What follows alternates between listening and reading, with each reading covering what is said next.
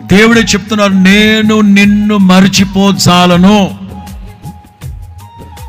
నీకు జన్మనిచ్చి, నీకు బ్రతుకునిచ్చి, నీకు ఆరోగ్యాన్ని ఇచ్చి, నీకు ఆయుష్కాలాన్ని ఇచ్చి, కుటుంబాన్ని ఇచ్చి, ఉద్యోగం ఇచ్చి, వ్యాపారం ఇచ్చి, సంతతినిచ్చి, ఇల్లు వాకిళ్ళనిచ్చి, ఇంత చేసిన దేవుడిని ఎందుకు మర్చిపోతున్నావు?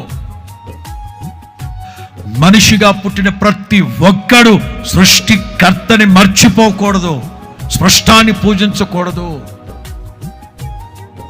క్రైస్తవ సమాజమా, నేను మిమ్మల్ని అడుగుతున్నాను, ఎందుకు పదే పదే పదే ఒక దఫా ఒక సీజన్లో అమాంతంగా భక్తి చేస్తున్నారు, ఆ తర్వాత అడ్రస్ ఉన్నట్లేదు, దేవుని సన్నిధి రాదు, అసలు భక్తి లేదు, దేవుడు లేడు, జీవుడు లేడు అని దేవుని మీద విరక్తి చెందిన మాటలు వ్యసన పడుతూ ఉన్న ఆసాపులా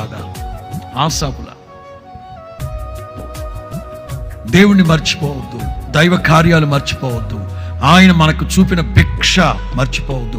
నేటి వరకు మనం బ్రతుకున్నామంటే ఆయన కృప తప్ప వేరొక్కటి, నేటి వరకు మనం నిర్మూలన కాకున్నామంటే మన ఎడల ఆయనకి నూతనముగా పుడుతూ ఉన్న వాత్సల్యం కాదా?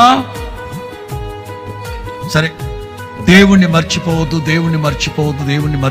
ఏది చేసినా దేవుణ్ణి మర్చిపోవద్దు. దైవ కార్యాలు మర్చిపోవద్దు.